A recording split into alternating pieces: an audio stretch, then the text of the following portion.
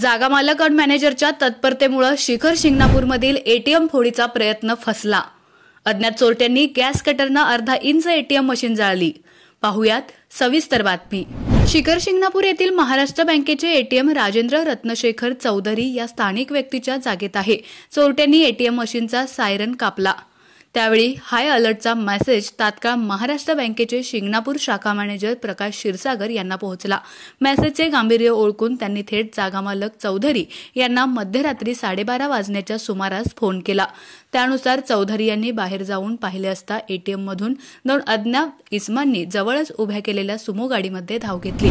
त्यानंतर ते एटीएमकडे गेले असता हँड होल्डिंग गॅस कटरने अज्ञात चोरट्यांनी अर्धा इंचापर्यंत एटीएम मशीनचा पत्रा जाळल्याचं पाहिलं। या दरम्यान चौधरी यांनी गाडीच्या नंबरचा फोटो घेण्याचा प्रयत्न केला असता गाडीला नंबर प्लेट नसल्यानं तो अयशस्वी ठरला। तेवढ्यात भरधाव वेगानं ती गाडी नातेपुतेकडे निघून गेल्याचं चौधरी यांनी पाहिलं।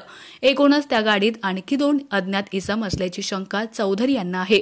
त्या दरम्यान त्यांनी शिंगणापूरमध्येच राहणारे महाराष्ट्र बँकेचे कॅशियर श्री घाडगे यांच्याशी संपर्क साधला असता तेही त्वरित घटनास्थळी दाखल झाले।